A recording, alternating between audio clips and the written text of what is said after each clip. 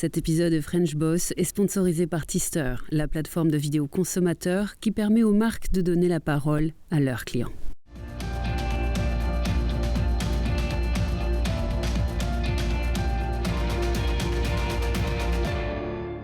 Bonjour à tous, avec nous aujourd'hui dans French Boss, un fondateur, un entrepreneur français installé aux États-Unis, tellement entrepreneur que la société qu'il dirige aujourd'hui encore, porte son nom, Resner Group. Rémi Resner, merci d'être avec nous aujourd'hui. Bonjour à tous, merci de me recevoir. Rémi, je viens de dire que vous étiez aux États-Unis, c'est là que vous avez créé votre société en 2009, on va en reparler abondamment pendant toute cette demi-heure. Et vous êtes aux États-Unis, mais vous êtes surtout dans la ville qui est derrière moi, à New York. Alors c'est la tradition dans cette émission, vous le savez, on demande à nos invités de nous envoyer une photo de l'endroit qui compte le plus professionnellement pour eux. Vous l'avez fait, c'est Manhattan. Ma question pour moi maintenant, c'est que représente New York, que représente Manhattan dans la vie professionnelle de Rémi? Écoutez, c'est une grande question bien ouverte, donc je vais essayer d'y répondre de manière la plus appropriée. Et ça représente toute ma carrière, ça représente plusieurs carrières même, parce qu'écoutez, moi je suis arrivé aux États-Unis à l'âge de 19 ans, et je suis arrivé en tant qu'athlète. Moi j'étais joueur de basketball en France, et donc j'ai fait mon centre de formation dans le nord de la France, et j'ai joué un petit peu au Paris Saint-Germain dans les catégories de jeunes, et puis je suis arrivé ici avec une bourse d'athlètes pour jouer sur un campus américain dans la banlieue de New York, dans le New Jersey, qui est à 30 minutes de Manhattan. Donc c'est là que tout a commencé pour moi.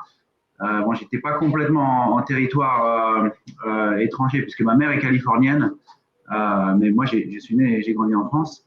Et donc pour répondre à votre question, ça représente ma carrière, un bout de ma carrière sportive, ça représente mes études puisque j'ai fait, comme on appelle ici, mes études de undergrad et mon MBA à New York. J'étais à l'université de Fairleigh Dickinson d'abord, et puis après j'étais à l'université de Columbia. J'ai travaillé 2 ans à Wall Street, et puis après ça, bon, je vous en reparlerai, mais ma grande fortune au final, c'était de finir mon MBA avec un diplôme en finance en 2008, quand toute la vie s'est écoulée, spécialement le secteur financier. Donc c'est à ce moment-là que j'ai lancé ma société, et puis bien entendu, continuer maintenant depuis 12 ans. D'accord. On va parler effectivement de vos débuts comme entrepreneur. Donc, après, on parlera de ce que représente aujourd'hui ce qui s'appelle un groupe. Hein. J'ai bien noté que ça s'appelait le Resner Group. C'est jamais complètement par hasard si ça s'appelle groupe. Racontez-moi les débuts. Donc, 2008, la crise financière, tout s'écroule. Et 2009, Rémi, donc il y a 12 ans, donc vous aviez 27 ans. Hein. Rémi choisit de créer sa société. Est-ce que vous étiez inconscient ou est-ce que vous étiez conscient de ce que vous faisiez? Peut-être toujours inconscient. Hein. Vous savez, dans l'immobilier à New York, il faut savoir. En trêve de plaisanterie, j'étais vraiment le dos au mur à l'époque. Vous savez, j'avais fini. Bon, moi, j'ai un passeport français, donc ici, l'histoire du visa est un vrai thème. J'avais pas de visa à l'époque. Je devais normalement retourner à Wall Street. J'étais content de mes études et je me suis dit, bon, enfin, je vais pouvoir maintenant progresser, avoir la stabilité et travailler pour une banque d'affaires. J'avais plusieurs offres et les offres venaient avec des visas. Et puis, au final, tout s'est écroulé, comme vous l'avez dit, et mon visa avec, et ma situation financière avec, puisque je me suis retrouvé sans grand-chose. Et j'étais plus jeune que la plupart des diplômés, j'avais 26 ans à l'époque, et donc j'avais peu d'expérience, et en même temps, bien entendu, mon statut avec l'immigration devait se résoudre. Donc au final, à cette époque-là, vous voyez, c'était tellement, on va dire, dramatique dans le sens anglo-saxon de l'expression à New York, que vous savez, on vous apprend en business school à faire ce qu'on appelle des informational interviews, c'est-à-dire à rencontrer des gens, des anciens de votre école, pour prendre un café, pour aller les voir au bureau, pour commencer à vous présenter et ensuite finalement trouver une offre d'emploi. À cette époque-là, les banques disparaissaient. Donc, si on voulait contacter quelqu'un pour faire ce genre d'entretien, eh bien, la personne se demandait juste si vous lisez pas les journaux, parce que le matin même, il y avait des nouvelles qui disaient que bon, peut-être Wall Street allait disparaître. Donc, c'était très très compliqué après avoir envoyé des centaines et des centaines de CV et fait passé pas mal de temps sur ma boîte email. J'ai finalement décidé que l'opportunité allait être autre. Et j'ai toujours pensé que j'allais être entrepreneur et je me suis dit, bon, cette fois-ci, c'est le moment de faire le grand pas. Il y a plus de questions à se poser. Et j'ai pensé qu'il y avait une vraie opportunité à l'époque sur l'immobilier parce que la crise financière a été d'abord créée par la crise des subprimes, qui était donc une grosse crise immobilière où énormément de banques ont disparu et énormément de gens ont perdu leur propriété immobilière pour beaucoup de raisons. Et je me suis dit à l'époque, bon, il doit y avoir une opportunité quelque part. J'ai créé une LLC, une SARL américaine, et puis après, bon, je me suis lancé et ça a mis du temps, mais c'est comme ça que les choses ont commencé. Rémi, j'ai vu qu'auparavant, vous aviez déjà travaillé dans l'investissement immobilier, notamment en Argentine. Est-ce que vos expériences passées dans ce secteur vous ont aidé au moment de lancer votre société à New York? C'est une très bonne question. Bon, mon expérience en Argentine était assez brève quand même, puisqu'en fait, j'avais fait mon dernier semestre de MBA par un programme d'échange. Donc, j'étais à Buenos Aires dans une université. Et j'ai fait 6 mois de cours là-bas. Et puis après, en fait, étant donné la dureté de la crise à New York, j'y suis resté un peu plus parce que il n'y avait pas énormément de choses à faire à New York à l'époque dans ces circonstances. Mais donc, mon expérience immobilière là-bas était intéressante parce que j'ai été recruté pour faire des choses très différentes. Ça m'aidait un petit peu à New York, mais c'était vraiment très différent et ça a duré 3 mois, c'était bref. Et en gros, j'étais recruté pour aller acheter des terrains vers Mendoza, qui est près des Andes, vers le Chili. Et comme j'étais français, je pense que ces terrains, enfin, ils ont dû se dire que c'était une bonne idée d'avoir un Français, puisque les terrains étaient principalement des terres viticoles et l'idée c'était de créer des hôtels et des vignobles. Donc, peut-être que mon accent a aidé. Alors, on revient à ces jours de la création. Vous me dites que vous envoyiez des mails, que vous agitiez, vous faisiez feu de tout bois. Essayez de vous rappeler à ce moment-là quel était l'état d'esprit dans lequel vous étiez. Est-ce que déjà vous envisagiez, si ça devait ne pas marcher, vous envisagiez un plan B déjà?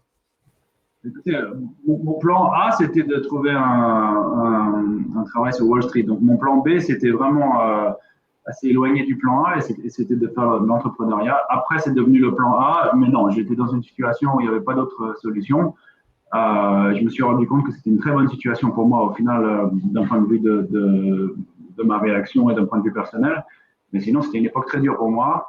Vous savez, créer une entreprise, vous pensez que du jour au lendemain, les choses vont progresser, c'est rapide et ça, c'est une mentalité d'entrepreneur normale. Et bon, au final, moi, pour faire ma première transaction, ça m'a pris, on va dire, 1 année. Et pour avoir les premiers profits, la société en a pris encore 2. Donc pendant 3 ans, c'était une traversée du désert qui était intéressante, qui était vraiment très enrichissante. Et vous savez, quand on est entrepreneur, on apprend beaucoup de choses sans savoir qu'on les apprend. Et c'est ces périodes-là qui, au final, sont très enrichissantes et aussi très difficiles. Donc, pour répondre à votre question, ce n'était pas la période la plus facile de ma vie, mais ça s'est bien déroulé au final.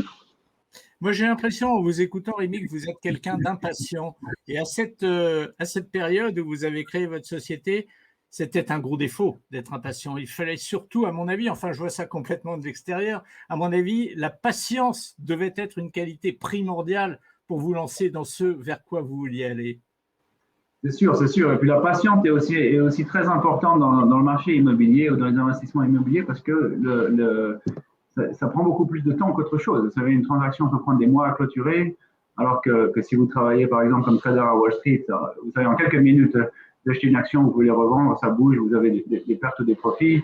Et dans d'autres métiers, les choses vont beaucoup plus rapidement. Donc, la patience est une vertu en effet que j'ai appris avec le temps, j'espère. Peut-être pas, on verra. On verra, mais je vous le souhaite en tout cas. Mais je sais pas, instinctivement, j'ai assez confiance en vous, en votre avenir. En tout cas, je suis moins concerné que vous, mais j'ai confiance en votre avenir. Quelle est, à votre avis, Rémi, quelle est votre principale qualité pour réussir dans ce sur quoi vous êtes dirigé? Écoutez, je pense que la ténacité est vraiment, au final, le dénominateur commun pour tous les entrepreneurs qui ont du succès. Vous savez, il faut convaincre des gens, il faut savoir répondre aux obstacles et aux challenges. Et puis, il faut vraiment, en tout cas dans la situation de notre groupe, il faut vraiment prendre une direction et puis aller devant pendant des heures, pendant des jours, pendant des semaines, pendant des années, maintenant plus d'une décennie. Il faut avoir une vision et vraiment l'exécution de cette vision, c'est un processus mental on va dire c'est un entraînement mental qui vraiment nécessite la ténacité. Il y a des jours où ça marche très bien, où c'est l'euphorie. Il y aura d'autres périodes de temps qui peuvent être longues et qui vont être très difficiles. Mais bon, petit à petit, si on a la vision et si on s'accroche, on réussit. Je pense que c'est à la portée de tout le monde. Il y a un très bon livre ici aux États-Unis qui s'appelle Grit. Et ça résume très bien ces propos. C'est-à-dire que le grit ici aux États-Unis, c'est la ténacité. Et ce livre parle du dénominateur commun de très grands entrepreneurs, que ce soit Steve Jobs, Jeff Bezos, ou même à plus petit niveau, certains commerçants immigrants locaux ici aux États-Unis. Il y en a beaucoup qui sont venus aux États-Unis, on va dire, par exemple ici à Brooklyn ou à New York, qui viennent d'Haïti, après des problèmes dans leur pays, ou des réfugiés politiques qui viennent et qui deviennent des succès incroyables grâce à la ténacité. Vous avez vécu quand même, depuis que vous avez créé votre boîte, vous avez vécu beaucoup de vents contraires. Donc cette ténacité, j'ose même pas imaginer que vous puissiez ne pas l'avoir. Mais ma question, c'est quand on sort de crise comme ça, l'argumentation, pour aller finalement demander de l'argent à des gens, l'argumentation, elle évolue en fonction du contexte général, du contexte international. Il faut avoir plusieurs plans d'argumentation dans sa tête. Oui, tout à fait. Vous savez, bon, on a la chance maintenant, au jour d'aujourd'hui, de faire la moitié de nos transactions en fonds propres, mais on lève du capital auprès d'investisseurs pour l'autre moitié. Et puis, peut-être que maintenant que le capital, les marchés de capitaux s'ouvrent un petit peu plus que pendant la crise du Covid, qui ici aux États-Unis et maintenant commence, Dieu merci, à être derrière nous, on doit vraiment s'adapter à chaque investisseur, à chaque perspective, aux attentes de chacun. Est-ce qu'une personne veut rester 5 ans dans un investissement, 10 ans ou 2 ans? Est-ce que ce sont des investisseurs qui adhèrent à une vision à long terme où la somme des parties individuelles est beaucoup plus forme beaucoup plus que ces parties individuelles? Enfin, je reprends une expression américaine qui j'espère est assez claire. Mais voilà, il faut adapter son dialogue à chacun et l'idée générale de chaque entreprise, de chaque entrepreneur, je pense, c'est de créer des partenariats qui sont, comme on dit ici, des win-win situations. Il faut que ce soit gagnant-gagnant. C'est la seule manière de créer une vraie croissance économique, de participer à une vraie croissance économique et de créer des opportunités pour les gens autour de soi. Vous faites donc de l'investissement dans l'immobilier. Je vais vous poser une question. Quel est le mot qui vous intéresse le plus dans ces deux mots? Est-ce que c'est le mot investissement ou est-ce que c'est le mot immobilier? C'est encore une fois une très bonne question. Vraiment, vous touchez à quelque chose qui m'est très cher. C'est le mot immobilier. Et pourquoi? Parce que c'est pas mobile. Et qu'est-ce qu'un investisseur immobilier au final? C'est vraiment quelqu'un qui est vraiment dans l'urbanisme. Et nous, ça nous intéresse énormément. Vous savez, bon, au jour d'aujourd'hui, on a presque 40 immeubles et on est principalement dans les quartiers nord-est de Brooklyn. Ça s'appelle Bushwick, Bedford-Stuyvesant ou Prospect Lefferts Garden, qui sont des quartiers qui ont changé beaucoup, qui étaient très, très abandonnés, très délabrés et qui au jour d'aujourd'hui sont redynamisés, même s'ils sont toujours en transition. Et nous, ce qui nous intéresse vraiment, c'est de pouvoir, encore une fois, créer des opportunités pour les communautés autour de nous, faire partie de ces communautés, travailler avec des gens locaux et vraiment amener des choses positives dans ces quartiers, à un certain niveau, même amener notre touche, quelquefois culturelle, européenne, américaine. Donc vraiment, l'immobilier et l'urbanisme est le mot le plus important dans ce que vous venez de dire. Rémi, on va se séparer quelques instants, hein, c'est nouveau dans French Boss. Vous savez que depuis quelques semaines, on fait une pause. C'est l'occasion de donner un coup de projecteur sur la société qui est notre partenaire tout au long de cette saison. Et à chaque émission, eh bien, on écoute un volet de la conversation continue que l'on a avec un des dirigeants de cette société. Cette société, elle s'appelle Tister. Et on écoute justement un nouvel extrait des dialogues qu'on a avec elle. Et on se retrouve juste après. À tout de suite. Avec nous aujourd'hui, comme dans chaque émission en fait de French Boss, avec nous Christophe Pilcher, directeur marketing de Tister. Alors, on connaît maintenant, vous nous l'avez expliqué, le mode de fonctionnement de votre start-up. Et on aimerait maintenant connaître les noms de ceux qui vous font déjà confiance. Oui, alors bonjour à tous. Donc aujourd'hui, on travaille avec des directions marketing, e-commerce, communication, content, social media sont nos clients. Et on travaille vraiment avec des comptes dans toutes les industries. On va travailler avec du Yves Rocher, du Renault dans l'automobile, La Redoute, Leroy Merlin, Decathlon, Disney et ses licenciés, Petit Bateau. Et j'en passe. Vraiment, on travaille avec des marques et distributeurs dans tous les secteurs. Donc, comme vous l'avez vu, cosmétiques, automoto, mode, déco, jeux, jouets, puériculture.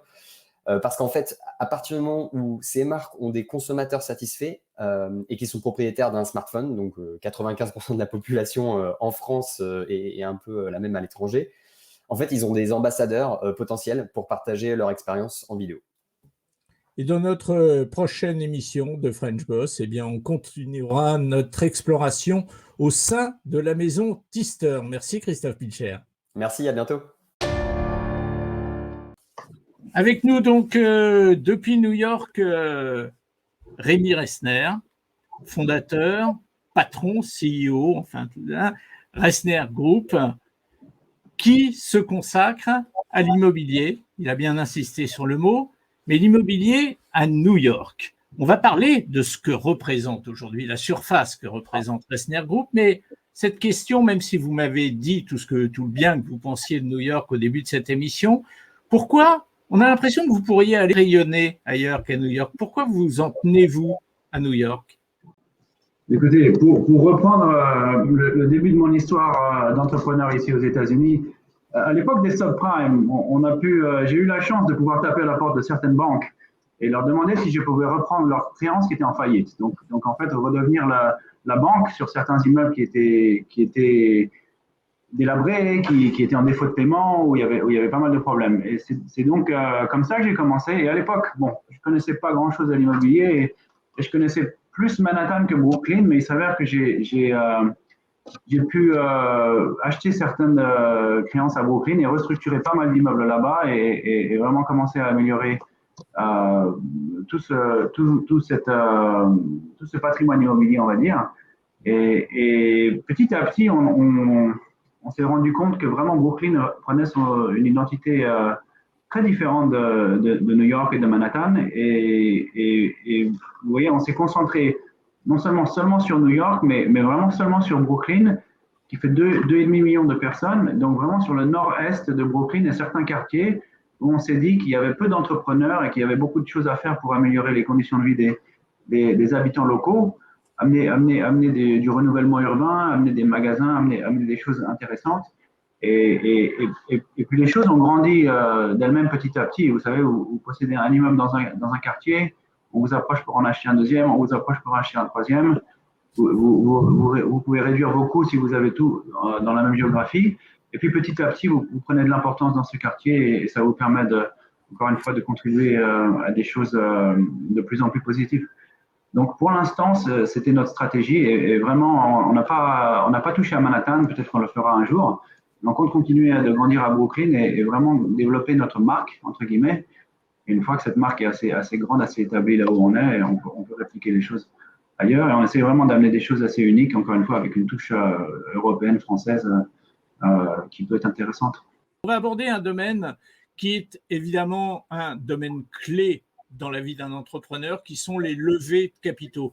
Domaine clé dans la vie d'un entrepreneur et encore plus dans quelqu'un qui a besoin d'argent frais pour investir dans l'immobilier. Racontez-moi les souvenirs que vous avez eus, vos premières levées de fonds et vos levées de capitaux. Ça doit être votre quotidien, c'est la routine, la levée de capital chez vous.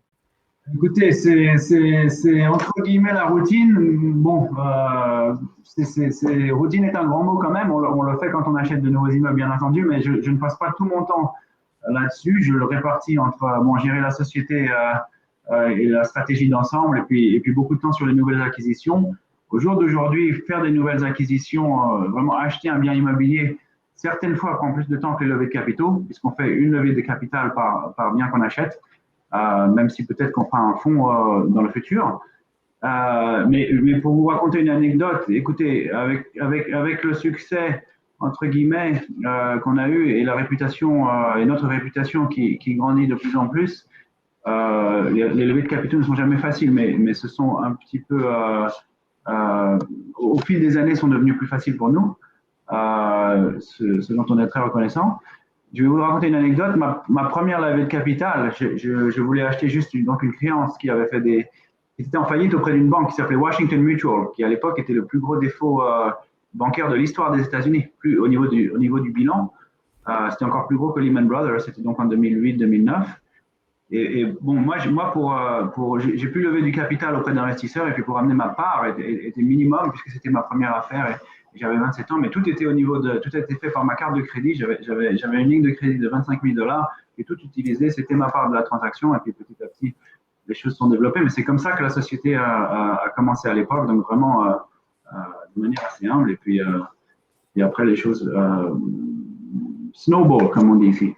Boule de neige. Voilà, exactement. Est-ce que vous avez la nostalgie, Rémi, de cette époque où vous parlez en milliers de dollars, en dizaines de milliers de dollars, vous m'avez dit un trésor de guerre de $25 000. Est-ce que d'une certaine manière, vous avez une nostalgie aujourd'hui que vous n'êtes plus du tout dans ces fourchettes-là, j'imagine? Écoutez, bon, je suis content qu'on ait évolué, mais bien entendu, il y a toujours, je pense, pour chaque entrepreneur, il y a un espèce de côté, une espèce de nostalgie du départ qui est très difficile. On ne s'en rend pas compte à l'époque à quel point d'une part c'est difficile et d'autre part à quel point on peut être nostalgique de ça à un moment. Et oui, bien entendu, mais après, cette nostalgie s'estompe par l'enthousiasme du quotidien, par le thrill of the deal, comme on dit ici, c'est-à-dire l'enthousiasme de chaque nouvelle affaire et de chaque nouveau pas dans la croissance de la société. Et vous savez, ici, donc maintenant, on est en juin 2021, Covid est plus ou moins derrière nous à New York et je pense que le futur, spécialement à Brooklyn, est très, très positif. Brooklyn s'est amélioré avec le Covid, ce qui était un petit peu différent à Manhattan, mais beaucoup de gens y sont allés parce que les appartements étaient grands, parce qu'il y avait de l'espace, des jardins, des choses comme ça. Donc pendant une pandémie, c'était un bon endroit où être et donc on est très très enthousiaste pour le futur. Rémi, vous m'avez dit tout à l'heure qu'à chaque achat immobilier correspondait une levée de capitaux. Moi, je ne suis pas un grand spécialiste, mais est-ce que ça veut dire qu'il n'y a pas de fonds propres ou vous n'avez pas de fonds propres à consacrer à ça? C'est-à-dire que vous souhaitez prendre le moins de risques possible? Quelle est la traduction de ce que vous m'avez dit? Non, c'est plutôt le contraire. La traduction, c'est que nous n'avons pas fait de fonds. Nous avons un modèle de private equity qui est assez commun ici, vous savez, au niveau des transactions, ce qu'on appelle corporate transactions, c'est-à-dire rachat de sociétés. Et ce modèle est très adapté ici aux biens immobiliers. Mais c'est le contraire. Écoutez, on fait la moitié de nos transactions en fonds propres. Donc ça, c'est nous qui prenons tout le risque. Et on prend au minimum 10% des parts de chaque transaction que nous faisons où nous amenons des investisseurs. Et ça, c'est vraiment quelque chose qui est important pour nous. On essaie vraiment d'avoir des intérêts très alignés avec nos investisseurs et de prendre une vision très long terme et de faire que vraiment les choses soient encore une fois une situation gagnant-gagnant. Un ordre d'idée, Rémi, avec des chiffres, un ordre d'idée de la levée de capitaux moyenne que vous pouvez faire, ce qui va donner une idée de la taille de l'immobilier que vous allez viser. Écoutez, on vise en comptant large. Nous visons des transactions jusqu'à $100 millions. Et la plupart de nos transactions sont des montants, on va dire, entre 1 et 20 millions de dollars. Et pourquoi? Parce qu'on a décidé de se concentrer depuis le début sur ce qu'on appelle le middle market ou le lower middle market. C'est vraiment l'endroit où il y a une place pour les entrepreneurs. Vous savez, les tours qui sont derrière vous sur la photo sont détenus par des assurances, par des grands fonds d'investissement, par Blackstone, par des fonds souverains. Ce ne sont pas des endroits où nous pouvons être compétitifs. Nous n'allons pas ajouter de valeur et en plus de ça, sont juste des capitaux différents qui cherchent des taux de retour différents. Donc, nous, on est vraiment… Je vous ai parlé pas mal d'urbanisme parce que vraiment, dans ce qu'on fait, on a une opportunité d'aller là où il n'y a pas de capital, d'aller dans les endroits où d'autres investisseurs ne sont pas et de créer quelque part des quartiers. Donc, c'est ça qui est vraiment la différence et je pense que, étant donné le nombre d'entrepreneurs à New York, peut être vraiment un différenciateur pour l'urbanisme à New York et puis américain. Vous savez, le phénomène d'urbanisme aux États-Unis des 20 dernières années, la renaissance des quartiers urbains, que ce soit le Watts à Los Angeles, Brooklyn, comme on en a parlé, ou alors même certains endroits de Chicago, ou alors mettez en Atlanta, par exemple, c'est vraiment un phénomène national et ça continue de plus en plus. Est-ce que vous pensez, Rémi, que plus que d'autres villes du monde, New York peut devenir dangereux pour quelqu'un qui fait son métier et qui ne se limite pas, comme vous le faites vous-même, à les yeux plus gros que le ventre, je vais dire. Est-ce que vous pensez que pour quelqu'un comme ça, la ville de New York et les États-Unis, de manière plus générale, peuvent être plus dangereux que d'autres pays? Écoutez, je pense que dans ce pays, étant donné qu'on est un pays capitaliste, avec beaucoup de capital, avec une culture qui est rapide, où les transactions se font vite, où beaucoup de choses sont basées sur la confiance, pour beaucoup d'entrepreneurs, c'est facile de grandir énormément. Et je pense que pour beaucoup d'entrepreneurs, c'est facile aussi de grandir trop vite. Donc, on voit ça souvent. Écoutez, vous prenez l'exemple pour une société qui est vraiment de l'immobilier, qui a été packagée, on va dire, comme une société de tech. Mais bon, WeWork, vous avez bien vu ce que c'est devenu. Ils ont vraiment grandi très vite et puis au final, ils ont grandi trop vite. C'est vraiment une société de subleasing, comme on dit ici. Et donc, c'est une histoire assez type de ce que vous mentionnez. Maintenant, bien entendu, je pense que chaque entrepreneur ici doit savoir choisir ses combats, choisir ses marchés et croître de manière très solide, je pense. Rémi, il nous reste quelques minutes. On va la diviser en deux grandes parties. Première chose, Resner Group. Qu'est-ce que c'est aujourd'hui en termes de finances, en termes de nombre d'employés, en termes de volume d'affaires? Qu'est-ce que ça représente aujourd'hui, Resner Group? D'accord. Écoutez, le groupe Resner aujourd'hui, et d'ailleurs, je me permets de vous mentionner, peut-être que ça vous parlera. J'ai changé le nom de la société il y a quelques années pour faire un clin d'œil à mon père qui était animateur de télévision en France, qui avait le trio Resner. Albert Resner. Voilà, donc ma société s'appelle Proteus Capital Management au départ, et puis pour faire le lien avec son histoire, j'ai changé au groupe Resner. Il y avait le trio Resner, maintenant il y a le groupe Resner. Nous avons donc à peu près 40 immeubles au jour d'aujourd'hui sur Brooklyn. Principalement des immeubles de résidentiel, on va dire qu'à peu près 15% de nos revenus dans le sens américain du terme, viennent de beaux commerciaux, principalement des magasins, on a peu de bureaux. Donc on va dire que 85% sont des revenus résidentiels. Au niveau des employés, nous sommes une société juste d'investissement, nous sous-traitons pas mal de la gestion de notre portefeuille au jour le jour à des sociétés tierces, nous sommes 4. Donc, j'ai un avocat à temps plein ici avec moi au bureau qui est à la porte à côté, au bureau à côté. J'ai un associate qui, lui, est avec nous depuis l'an dernier et qui gère tout ce qui est asset management pour nous, c'est-à-dire les travaux, surveiller nos sous-traitants, les achats de tout ce dont on a besoin, des parquets, des peintures, de tout ce dont on a besoin pour faire des constructions. Et puis, enfin, une personne qui fait mon marketing, qui est à temps partiel. Et avec moi, voilà, ça fait 4. Donc, moi, je suis principalement en charge de tout, mais comme je vous l'ai dit, d'abord, de la stratégie générale de la société. Mais vous faites autre chose, Rémi. Et ça, je l'ai lu en lisant des trucs sur vous. Vous écrivez. Vous écrivez des articles et dans des revues qui ont du poids. Il vous arrive de collaborer au Monde. Il vous arrive de collaborer à l'Huffington Post, à Forbes, le magazine américain. C'est marrant, ça. Qu'est-ce qu'il y a derrière ces collaborations? Est-ce que vous avez un message à faire passer? Écoutez, vous êtes très bien informé. Je vous félicite. Oui, j'ai fait ça. Écoutez, j'ai fait ça depuis longtemps. Alors, ça date du moment où j'ai commencé ma société. Et bon, je voulais en plus étant dans le doute à l'époque, de manière positive, mais étant dans le doute sur ma carrière, je voulais être sûr que si jamais ma société à laquelle j'allais donner 150%, si jamais cela ne fonctionnait pas, je voulais quand même avoir d'autres choses à mettre sur mon CV. Et quelque part, ça m'a aidé à réduire l'anxiété à l'époque, parce que c'était, encore une fois, vous savez, c'était une période pleine de challenges. Donc, j'avais à l'époque commencé à écrire un petit peu sur l'économie américaine et je me suis rendu compte qu'il y avait que c'était mal couvert.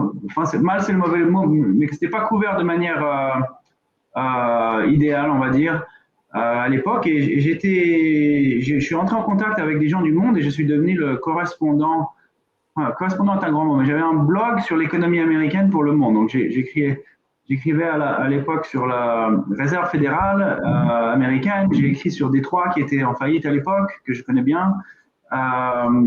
Détroit, pas la faillite, bien entendu. J'ai écrit aussi sur Porto Rico, qui avait des problèmes avec sa dette, qui était un petit peu comme la Grèce en Europe à la même époque. Et puis, petit à petit, j'ai écrit pour des journaux américains, le Philadelphia Inquirer, et puis plus récemment, le Huffington Post, qui parfois me demandait aussi d'écrire sur des sujets plus transatlantiques, justement de couvrir la relation franco-américaine, ce qui était très intéressant. L'élection du président Macron et puis l'élection du président Trump et les comparaisons ou les différences. Et puis, vous savez, c'est un moyen pour quelqu'un qui fait ce que je fais aussi d'utiliser quelque part une partie différente c'est une manière de réfléchir de manière différente, c'est très enrichissant et ça nous force à prendre du temps à analyser les choses, le monde autour de soi. Sinon, c'est trop facile de rester dans son petit secteur et de ne pas voir la big picture, comme on dit ici. Et puis finalement, pas mal récemment avec Forbes, et vraiment plus sur des thèmes d'urbanisme et de plus en plus sur Brooklyn. Et pour répondre à votre question, écoutez, je pense qu'au niveau de l'urbanisme, ici aux États-Unis comme partout, il y a beaucoup à faire. Donc j'essaie juste de contribuer de manière assez humble ce que je sais, ce que je connais et ce que je peux voir en tant qu'immigrant français américain aux États-Unis. Et vraiment fan d'urbanisme aussi, puisque j'ai lu pas mal sur le sujet. Donc, plus récemment, c'est vraiment centré là-dessus et j'essaie d'amener ma pierre à l'édifice en tant qu'investisseur du secteur privé pour montrer que vraiment l'investissement et les communautés locales peuvent tout à fait coexister de manière, encore une fois, gagnant-gagnant et de manière à ne pas avoir de friction, ce qui a été beaucoup le cas aux États-Unis ces derniers temps. Donc voilà. Mais méfiez-vous quand même, Rémi, hein, vous êtes sur une pente terrible qui peut vous amener vers cet effroyable métier qu'est le journalisme. Hein. Méfiez-vous, restez vigilants quand même. Voilà. Étonnant quand même la vie, on repère en lisant des trucs à droite à gauche un jeune entrepreneur américain qui a indéniablement beaucoup de choses à raconter. On se retrouve avec le fils d'un des producteurs de télévision les plus célèbres dans les années 70-80. Merci. C'est marrant parce que je me suis posé la question dès le début, est-ce qu'il y a un lien de parenté avec Albert Resner ? Puis je ne vous ai pas posé la question parce que spontanément, je m'étais dit non, il n'y a pas de lien de parenté. Ben, comme quoi, je m'étais trompé. J'ai été ravi de vous connaître, Rémi. C'était très intéressant ce moment qu'on a passé ensemble. Moi de même, merci pour tout, Eric. Merci beaucoup et bonne continuation. À très bientôt.